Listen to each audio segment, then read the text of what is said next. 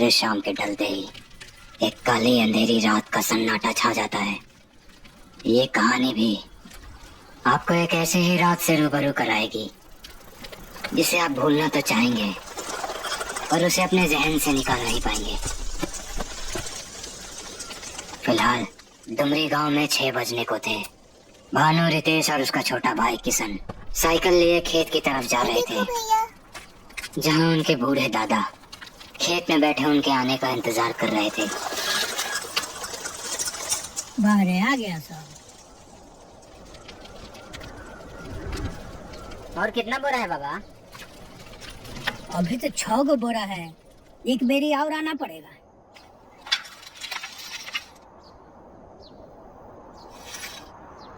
ए बाबा, पर अंधेरा होने वाला है। काहे टेंशन ले रहे हो रितेश? हम है ना, और अभी शाम हुआ है, रात थोड़ी हुआ है। पर भानु भैया वो बतिया मौत। चलो जल्दी जल्दी बोरा रखो, तो पक्का रात हो जाएगा। एक किसान उठो।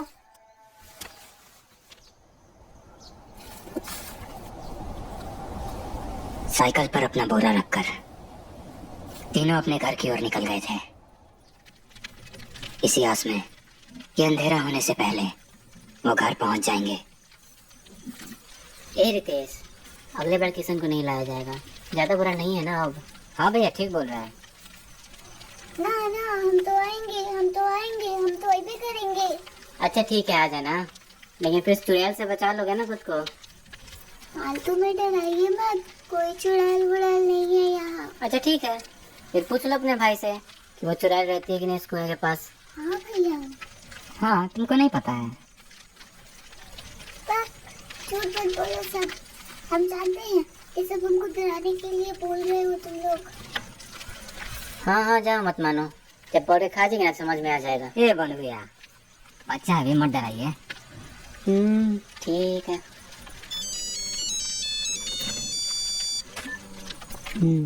हेलो। अच्छा। एक मिनट रुको। ए रितेश, तुम लोग आओ आराम आराम से, हम थोड़ा जा रहे हैं आगे, जाएंगे पेड़वे के पास। हाँ हाँ जाइए, फोन आ गया तो थोड़े भाई याद रहेगा। जाइए बतियाइए आराम से। ये नहीं सुधरेगा, अभी फोन पे है, नहीं तो बताते इसको। हेलो। अपनी गर्लफ्रेंड से बात करने के लिए भानु ने छोड़कर आगे चला जाता है। भैया भैया, का किसान? कितना गंदा है भानु भैया, अभी से गर्लफ्रेंड रखा है। हाँ, बात तो तुम ठीक करा है, पर क्या कर सकते हैं? किसी को बताना मत, बहुत मारेगा।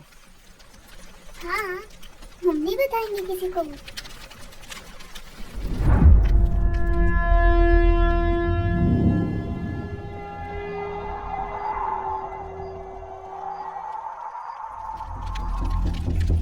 अभी ये आधे रास्ते तक भी नहीं पहुंचे थे, इतने में अंधेरा हो गया। भैया रात हो गया।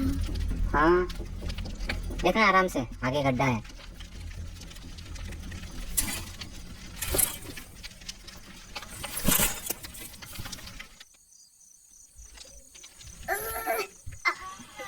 बहुत भारी है, जोर लगाओ किसान। बहुत भारी है। पहली बार में हो गया। हाँ, पर बहुत भारी था भैया।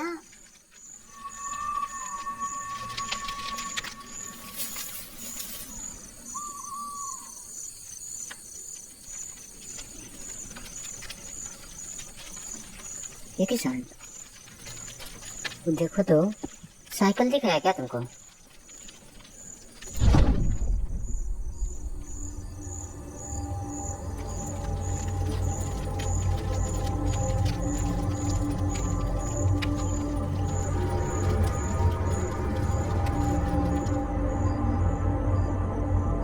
ये तो भानु भैया का साइकिल है, पर ये नीचे कैसे गिरा? बैलेंस बिगड़ गया होगा। हाँ हाँ, पर उठेगा कैसे अब? अरे भैया, हम तुम्हारा साइकिल पकड़ लेंगे और तुम उसका साइकिल उठवा देना। हाँ, पर भानु भैया कहीं दिख नहीं रहा है, कहाँ गया होगा? हाँ वही तो, भानु भैया, भानु भैया, भानु भैया, भानु भैया तो कहीं दिखाई ही नहीं दे रहे। कहाँ चले गए वो?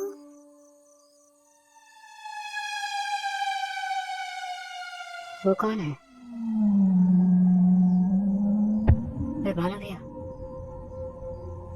ए किशन, थोड़ा साइकिल पकड़ो तो।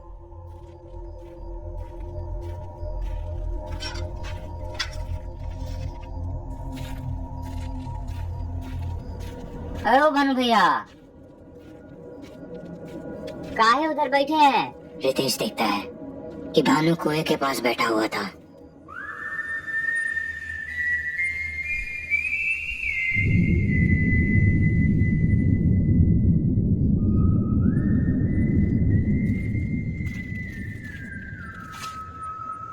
अरे चलिए बोरा उठवा देते हैं, आइए। अरे भानु भैया, रितेश वहां नजदीक जाकर देखता है तो भानु बड़ा ही अजीब बर्ताव कर रहा था। ए भानु भैया, काहे मजाक कर रहे हैं?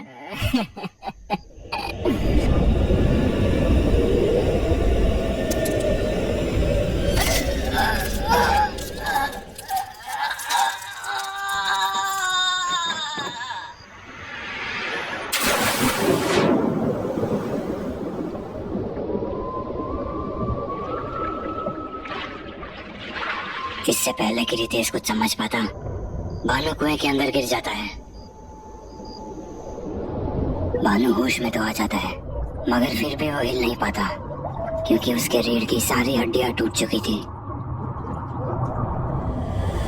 अभी रितेश देखता है कि कोई पानी के अंदर से आया और भानु को कुएं के अंदर खींच कर लेके चला गया।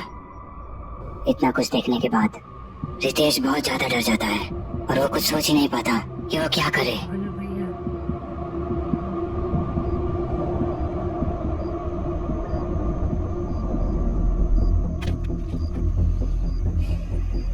वैसे तो भैया मर जाएगा, मैं क्या करूं, कैसे बचाऊं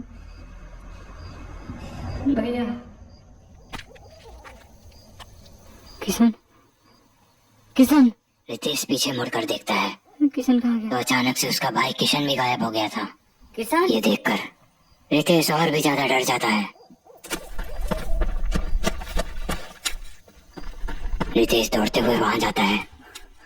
वो देखता है कि साइकिल और गेहूं का बोरा दोनों ही जमीन पर पड़े हुए थे, मगर वहां किशन का कोई नामो निशान नहीं था। किशन, किशन, किशन कहाँ चल गए तुम?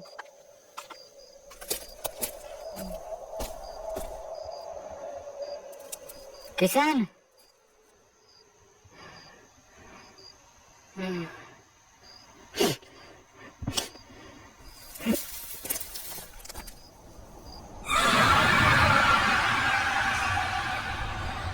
किशन के ना मिलने की वजह से रितेश बहुत ज्यादा घबरा गया था और यही सोच रहा था कि कहीं भानु की तरह वो भी मर तो नहीं गया। यही सोचते हुए वो बोरे के पास बैठा रो रहा था। तभी अचानक से वो पेड़ की तरफ से भागता हुआ आया और सीधे कुएं की तरफ ही जा रहा था। ये देखकर रितेश उसके पीछे गया ताकि वो उसे रोक पाए, मगर वो बहुत पीछे रह गया और किशन कुएं पर चढ़ चुका था।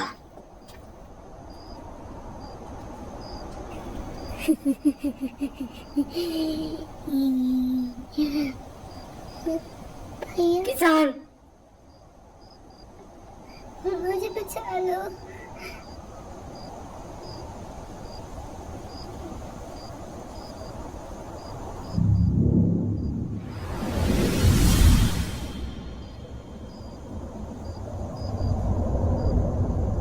मेरा हाथ पकड़ो किसान, किसान,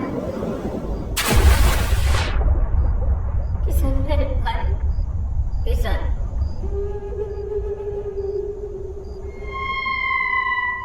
रितेश की आंखों के सामने उसके दोनों भाई मारे गए और वो कुछ ना कर सका।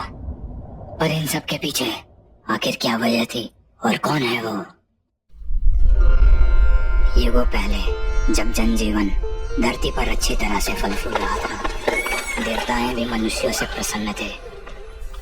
उसी काल में एक नकारात्मक ऊर्जा जो देवताओं द्वारा निर्मित कवच को तोड़कर नरकलोक से पृथ्वीलोक में प्रवेश कर गई, और तब से वो छुपते छुपाते धरती के अंधकार में घूमती रही और खुद को शक्तिशाली बनाया।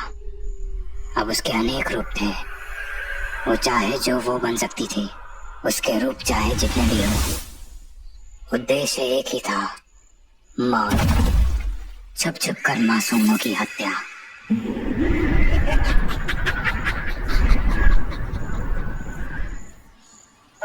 शिकार पर निकले हुए शिकारी की नजर अपने शिकार से नहीं हटती। बेचारा भानु फोन पर बात करते हुए अपने घर की तरफ जा रहा था। इतने में उसकी नजर उस औरत पर पड़ी। उसे लगा कि कोई साधारण औरत है, मगर उसे क्या पता था उसके सामने जो खड़ी थी वही उसकी मौत थी। ए चाची, थोड़ा साइड हटिए ना।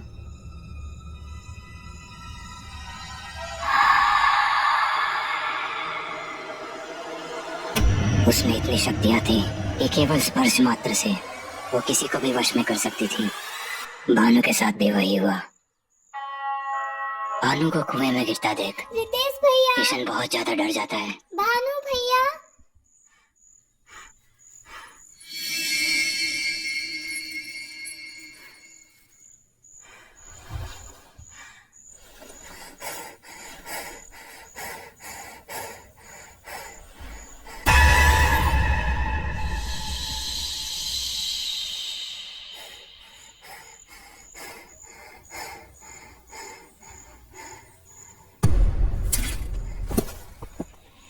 बिल्कुल उसी तरह से किशन भी उसके वश में आ जाता है।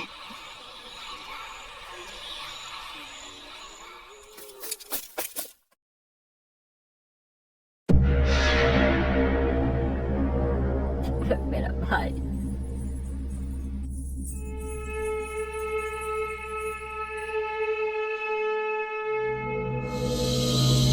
रितेश वहीं कुएं के पास बैठकर रो रहा था। इतने में पीछे से वो आ जाती है। वो उसके बालों को पकड़ के कुएं की दीवार में इतनी बार लड़ाती है कि रितेश अधमरा हो जाता है। अपना शिकार करके वो वापस जाने लगती है, मगर ये सिलसिला रुका नहीं और कई मासूमों की जान जानी थी। सुबह होने तक रितेश की सांसें चलती रही और उसके घर वाले तुरंत उसे अस्पताल ले गए, जिससे उसकी जान बच गई।